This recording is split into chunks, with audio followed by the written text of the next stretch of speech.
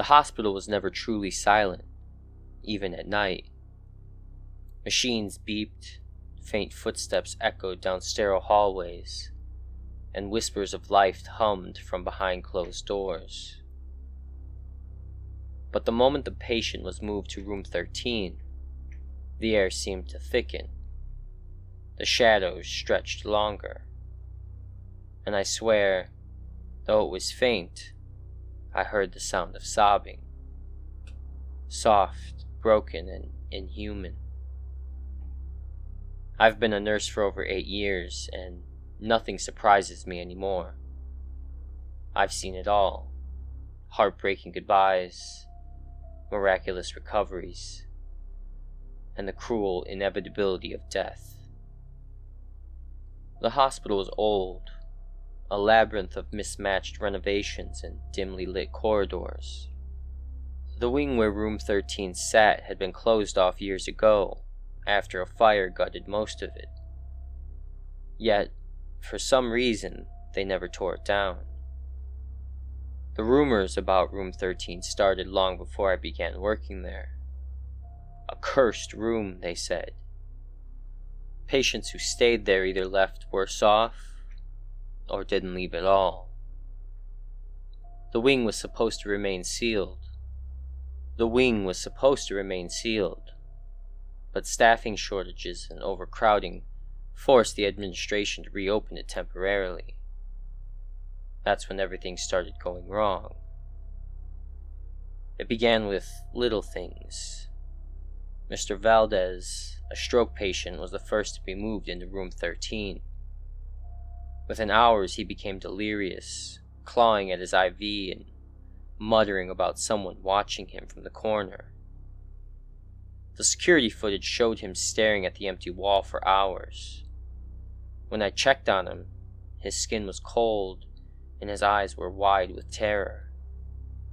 He couldn't tell me what he'd seen, only that it wouldn't let him leave. The next morning he was gone. Not dead, not discharged, just gone. His belongings were still there, and his bed was rumpled as if he had just stepped out. The wing itself felt alive.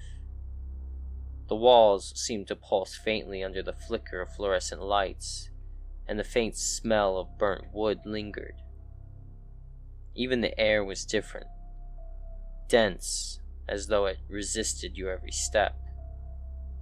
My shoes squeaked unnaturally on the tile floor, but when I stopped to listen, I'd swear I could hear faint breathing that wasn't mine.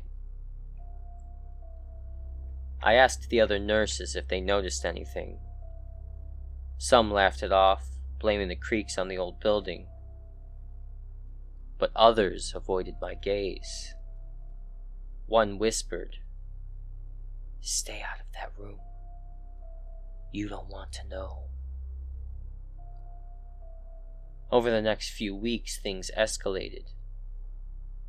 A cancer patient, Mrs. Holloway, was moved to room 13 when the oncology wing ran out of space. At first, she seemed fine.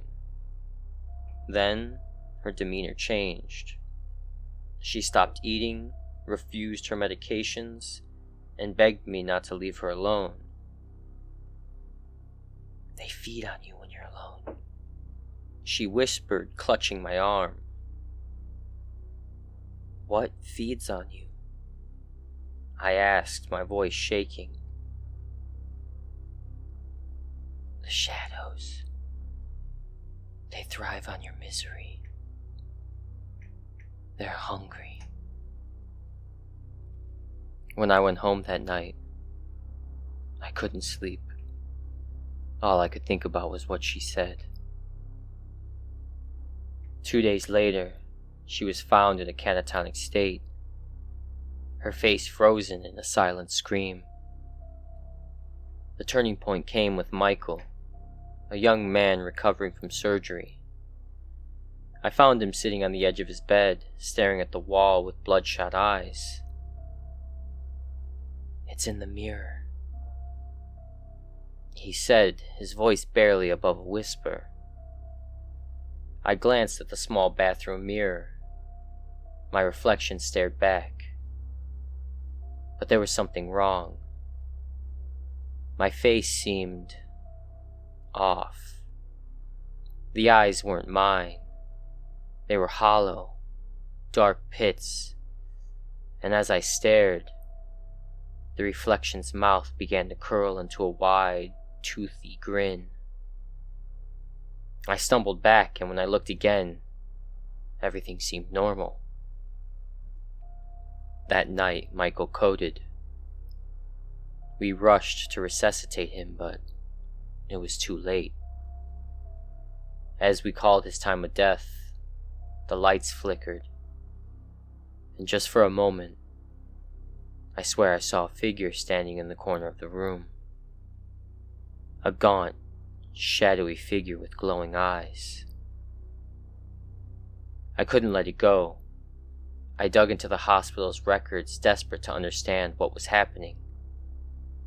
Room 13 had once been used for psychiatric patients in the 1950s, back when mental health care was barely more than institutionalized torture.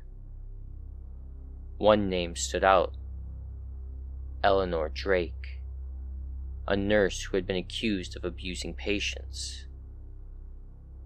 When she was discovered, she locked herself in room 13 and set it on fire, taking 6 patients with her. Her body was never found.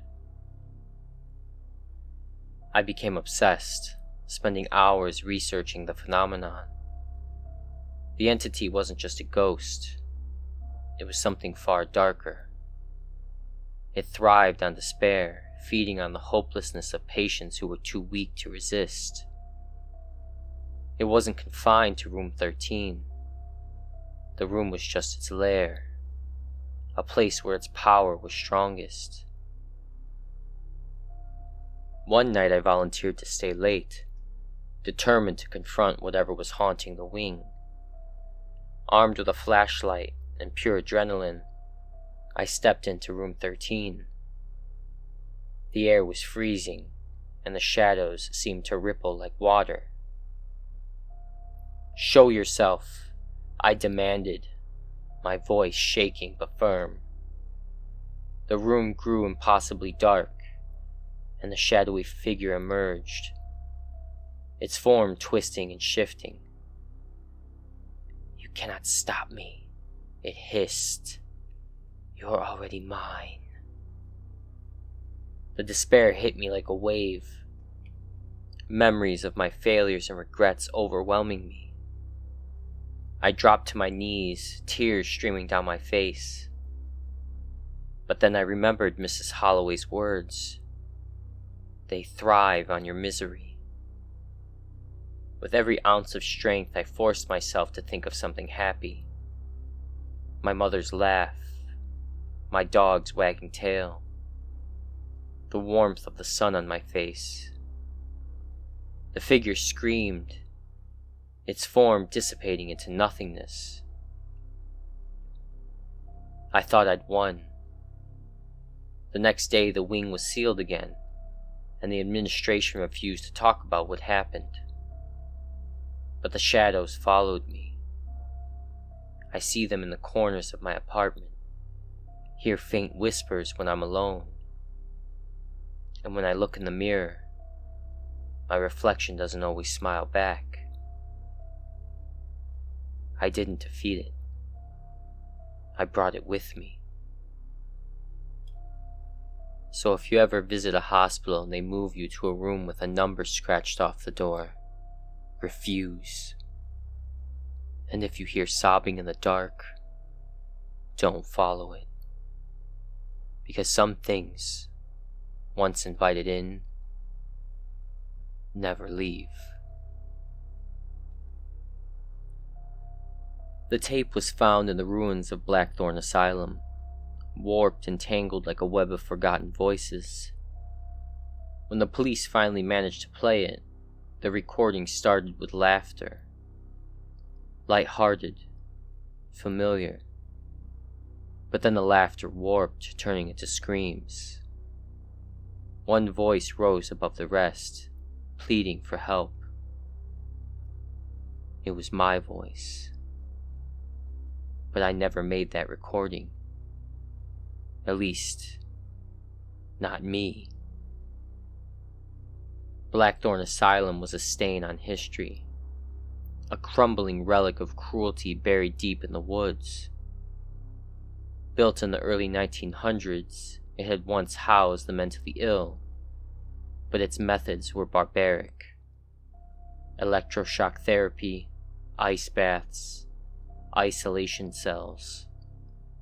These were the tools of healing. It was no surprise when it was shut down in 1967, leaving behind whispers of abuse and untimely deaths. Now the asylum stood as a decaying monument to fear.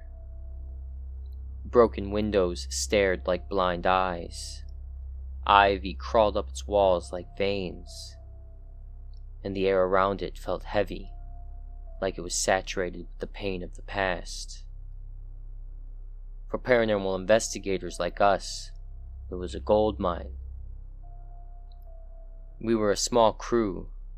Me, my best friend Mark, our tech wizard Sarah, and Jake, the skeptic who tagged along for laughs. Armed with night vision cameras, EMF detectors, and audio recorders, we ventured into Blackthorn to document its haunted story. People say they hear screams in here, Sarah said as we stepped through the rotting wooden doors. Not just echoes of the past, but new ones. Jake scoffed. Screams? Probably just raccoons. Keep telling yourself that, I said, but even I felt uneasy. The shadows seemed too thick, the silence too loud. The asylum was a labyrinth of peeling paint, rusted metal, and long-forgotten medical equipment. In one room, a wheelchair sat facing a cracked mirror, as if waiting for someone who would never return. In another, chains hung from the ceiling, their rusted links swaying faintly, though there was no breeze. The first strange sound came while we were setting up. A soft giggle, high-pitched and childlike, echoed down the corridor. "Did you hear that?" I asked, silently hoping no one else confirmed. But Mark nodded, gripping his flashlight tighter. Sounded like a kid. Jake laughed nervously, or a raccoon with a sense of humor. But when we played back the audio, the giggle wasn't there. Instead, we heard a faint whisper. "Get out." As the night fell, the atmosphere grew heavier. Our EMF detectors spiked erratically, the needle jumping as if unseen hands were brushing past. But it wasn't until we entered the isolation wing that the real terror began. The hallway was narrow, with cells lining both sides. The air was damp and smelled of mildew, but beneath it was something worse, like burnt hair and old blood. That's when I saw it. A shadow, darker than the darkness, slid across the wall. At first, I thought it was Mark's flashlight casting a trick, but then it moved, independent, deliberate. "Did you see that?" I whispered. Mark turned, his face pale. "Yeah." The screams started soon after, faint at first, distant, like they were coming from somewhere deep within the asylum. And then they grew louder, more desperate, echoing through the halls. "Sounds like it's coming from the basement," Sarah said, her voice trembling. "Nope, nope, nope," Jake muttered, backing toward the exit. "We're not going down there." But we couldn't ignore it. The screams weren't random. They were calling us by name. Danny. The voice was mine, but I hadn't spoken.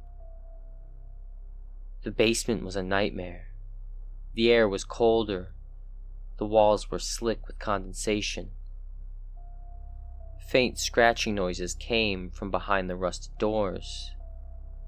But when we opened them, the rooms were empty. The shadows followed us now, flickering in the corners of our vision. They seemed to stretch and twist, forming vague humanoid shapes. One shadow stood still, but its head tilted unnaturally, as if studying us. Sarah gasped, clutching her audio recorder. "It's mimicking us," she whispered, playing back the recording. Sure enough, we heard our own voices on the tape. Laughter, questions, even gasps. But the timing was wrong. The voices didn't match our movements. It was as if the shadows were stealing our sounds. The shadows grew bolder. They whispered directly into our ears, their voices a perfect imitation of each other. "Come here, Danny," one said in Sarah's voice. I turned, only to see Sarah standing several feet away. "I didn't say that," she whispered. Mark disappeared first. One moment he was beside us. The next, he was gone. We heard his voice calling from down the hall, begging for help. "Over here!" it cried. But when we followed, all we found was his flashlight, still warm to the touch. The shadows began to mimic us more convincingly, leading us into dead ends and empty rooms. Sarah was lured away next. "I'll catch up," she said, her voice calm. But when I found her, she was staring blankly at a wall, her lips moving soundlessly. She turned to me, her face contorted into a grin that wasn't hers. "It's easier if you give in." I ran. By the time I reached the exit, only Jake and I were left. But something was wrong. His voice sounded off, too smooth, too perfect. "Come on, Danny, let's get out of here," he said, holding out his hand. And that's when I saw the shadow beneath him, moving against the light. It wasn't his. I turned to run, but the shadows were everywhere now, whispering my name. My own voice echoed back at me, pleading, laughing, screaming. I realized too late that I had never been the survivor. I was the bait, the trap. The last thing I heard before the darkness swallowed me was my own voice whispering, "Welcome back." If you ever hear your own voice calling you in the dark, don't follow it. And if you ever find a place like Blackthorn Asylum, leave it to the shadows. Because once they hear you, they'll never stop calling. The sound was faint at first, just a whisper of movement against the stillness of the night. It was the kind of sound that your mind would dismiss if you were anywhere else. But here, in the middle of a sprawling abandoned carnival swallowed by overgrown weeds and rusted steel, it was impossible to ignore. Shining my flashlight into the dark, the beam cut through the suffocating mist, landing on the toppled cotton candy stand. For a moment, the world was still again, until the stand shifted, just slightly, as though something beneath it was alive. We weren't supposed to be there. The Carnival of Shadows had been shut down for decades after rumors of tragic accidents, mysterious disappearances, and whispers of haunted attractions. Most of the rides had been dismantled, but the heart of the carnival, the funhouse, Ferris wheel, and carousel, remained, decaying in the grip of time. We were explorers, or so we called ourselves, hunting for the kind of footage that might blow up on social media.